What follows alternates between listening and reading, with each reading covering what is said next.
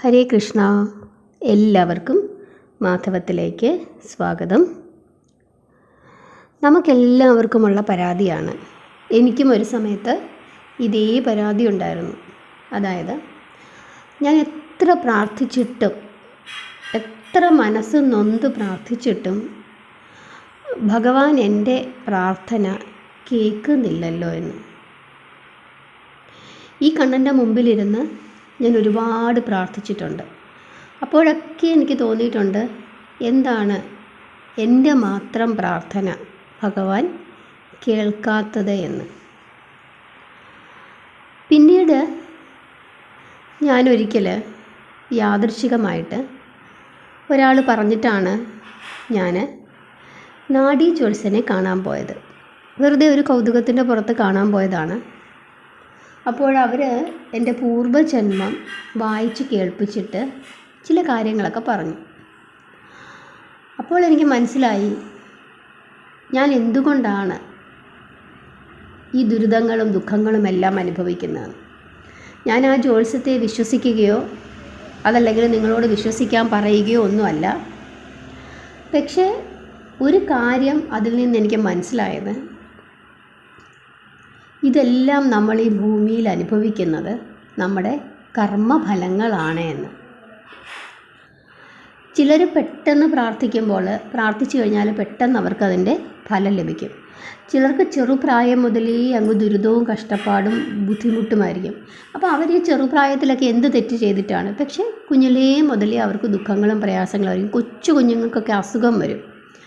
എന്തുകൊണ്ടായിരിക്കും? അപ്പോൾ നമ്മൾ പറയും മാതാപിതാക്കൾ ചെയ്ത പാപത്തിൻ്റെ ഫലമാണ് ഇങ്ങനെ അനുഭവിക്കുന്നത്. പക്ഷേ എത്ര മാതാപിതാക്കൾ അനുഭവിച്ചാലും ആ കുട്ടിയല്ലേ ആ ദുരിതമെല്ലാം സ്വയം പേറുന്നത്.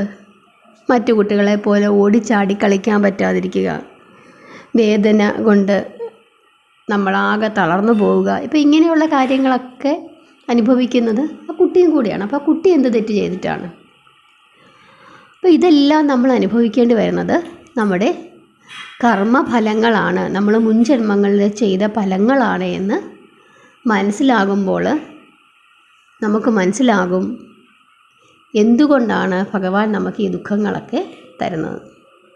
അപ്പോൾ അവർ കുറേ കാര്യങ്ങളൊക്കെ ഇങ്ങനെ വായിച്ച് കേൾപ്പിച്ചപ്പോൾ അതിന് സമാനമായ കാര്യങ്ങളാണ് ഞാൻ ഈ ജന്മത്തിൽ ദുഃഖമായി അനുഭവിക്കുന്നത്. അപ്പോൾ എനിക്കുണ്ടായ ഒരു ഗുണമെന്ന് വെച്ച് കഴിഞ്ഞാൽ, എനിക്ക് സമാധാനിക്കാൻ പറ്റി. എന്തുകൊണ്ട് എനിക്ക് ഈ പ്രശ്നങ്ങൾ ഉണ്ടാകുന്നു എന്ന ചോദ്യത്തിന് ഒരു ഉത്തരമാണ് എനിക്ക് അവിടെ നിന്ന് കിട്ടിയത്. അപ്പോൾ ഞാൻ എന്താണ് പിന്നെ ചെയ്യുന്നത്?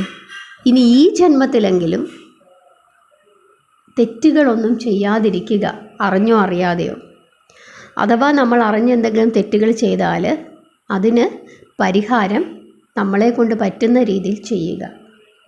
അപ്പോൾ ഇനിയൊരു ജന്മമെങ്കിലും നമുക്ക് സന്തോഷമായിരിക്കാനായിട്ട് പറ്റുമല്ലോ എന്ന ഒരു ചിന്ത എൻ്റെ മനസ്സിലുണ്ടാവുകയും എനിക്ക് കുറേയേറെ ആശ്വാസം ലഭിക്കുകയും ചെയ്തു.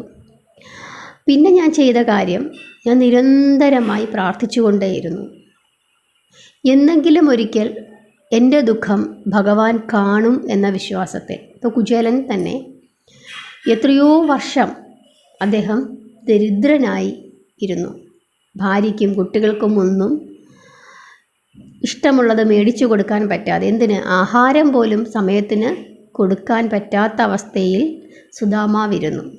പക്ഷേ ഒരു കാലഘട്ടം എത്തിയപ്പോൾ, അദ്ദേഹം അപ്പോഴും നിരന്തരം ഭഗവാനെ പ്രാർത്ഥിച്ചു കൊണ്ടിരുന്നു. ഒരു കാലഘട്ടം എത്തിയപ്പോൾ ഭഗവാൻ അദ്ദേഹത്തിനെ അനുഗ്രഹിച്ചു. അപ്പോൾ ഇന്ന കാലഘട്ടം എന്നില്ല നമ്മളെ ഭഗവാൻ അനുഗ്രഹിക്കുന്നത്. ചിലപ്പോൾ നമുക്ക് വാർദ്ധക്യത്തിലാകാം നമ്മളെ ഭഗവാൻ അനുഗ്രഹിക്കുന്നത്. വാർദ്ധക്യത്തിൽ ഭഗവാൻ അനുഗ്രഹിച്ചാൽ ഉണ്ടാകുന്ന ഒരു വലിയ ഗുണമുണ്ട്. എന്തെന്ന് വെച്ച് കഴിഞ്ഞാൽ, നമുക്ക് ആരോഗ്യമുള്ള സമയത്ത് നമുക്ക് കുറച്ച് കൂടുതൽ ദുഃഖങ്ങൾ തന്നാലും നമുക്ക് സ്വന്തമായി എഴുന്നേറ്റ് പോകാനും നമുക്ക് നമ്മുടെ കാര്യങ്ങൾ ചെയ്യാനും ഒക്കെ ഉള്ള ഒരു ആരോഗ്യമുണ്ട്.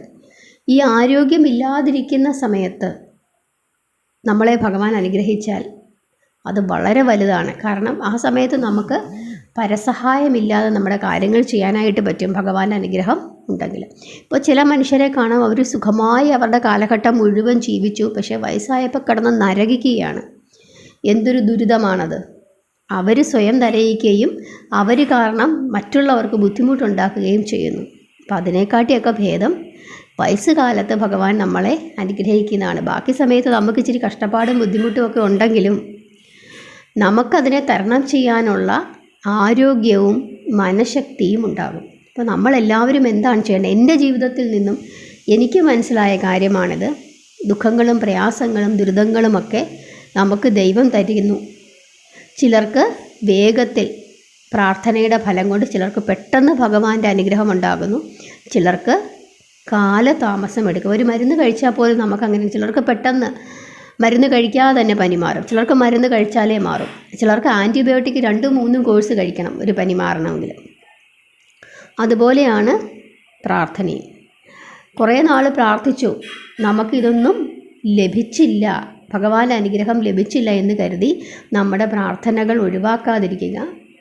ക്ഷമയോടുകൂടിയിരുന്ന് നിരന്തരമായ ജപം തുടരുക. ഭഗവാൻ ഉചിതമായ സമയത്ത് നമ്മളെ അനുഗ്രഹിക്കും. ഭഗവാൻ വീണു പോകാതെ നമ്മളെ കൈപിടിച്ച് നടത്തുമെന്ന് വിശ്വസിക്കുക.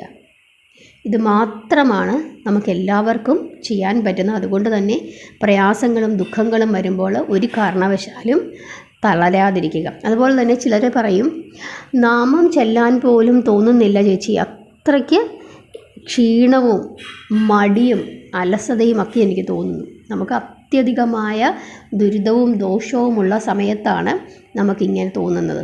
അതുകൊണ്ട് നമ്മൾ വിളക്ക് കത്തിച്ച് നാമം ചൊല്ലുക എന്നത് ഒരു വലിയ ഹെർക്കൂലിയൻ ടാസ്ക്കായി നമുക്ക് തോന്നുന്നുണ്ടെങ്കിൽ, ചില മനുഷ്യർക്ക് അങ്ങനെ തോന്നും, അവരുടെ ദുരിത കാലഘട്ടം കൊണ്ടാണ് അങ്ങനെ തോന്നുന്നത്. അപ്പോൾ അവർ ആ സമയത്ത് നാമം ചൊല്ലാൻ അത്രയും നേരം ഇരുന്ന് മെനക്കെടാൻ പോലും അവരുടെ മനസ്സും ശരീരവും അവരെ അനുവദിക്കുന്നില്ലെങ്കിൽ, അവരിൽ ഉണ്ടായിരിക്കുന്ന ആ നെഗറ്റീവ് എനർജി മാറ്റാനായിട്ട് ചെയ്യാൻ പറ്റുന്ന ഒരേ ഒരു കാര്യമേ ഉള്ളൂ, അങ്ങനെ മനഃപൂർവ്വം ഇരുന്ന് പ്രാർത്ഥിക്കാതെ വെറുതെ ഇരിക്കുന്ന സമയത്തൊക്കെ ഭഗവാന്റെ കീർത്തനങ്ങൾ കേൾക്കുക, അല്ലെങ്കിൽ ബസ്സിലിരിക്കുന്ന സമയത്ത് ഹരേ രാമ ഹരേ രാമ എന്ന് ജപിച്ചുകൊണ്ടിരിക്കുക, യാത്ര ചെയ്യുമ്പോൾ ജപിച്ചുകൊണ്ടിരിക്കുക, അതല്ലെങ്കിൽ എപ്പോഴാണോ നമുക്ക് ഓർമ്മ വരുന്നത് ആ സമയത്ത് ജപിക്കുക. അങ്ങനെ കുറേശ്ശെ നമ്മൾ ആ ജപം ശീലമാക്കുമ്പോൾ പിന്നെ നമുക്ക് തോന്നും, രാവിലെ എഴുന്നേറ്റ് വിളക്ക് കത്തിച്ചൊന്ന് പ്രാർത്ഥിച്ചാൽ എന്താണ്, അല്ലെങ്കിൽ വൈകുന്നേരം വിളക്ക് കത്തിക്കുമ്പോൾ 5 മിനിറ്റ് ഇരുന്ന് പ്രാർത്ഥിച്ചാൽ എന്താണ്. കാരണം അങ്ങനെ കുറേശ്ശെ നമ്മളിൽ ബാധിച്ചിരിക്കുന്ന ആ നെഗറ്റീവ് ബാധയെ ഒഴിവാക്കാനായിട്ട് പറ്റും. അപ്പം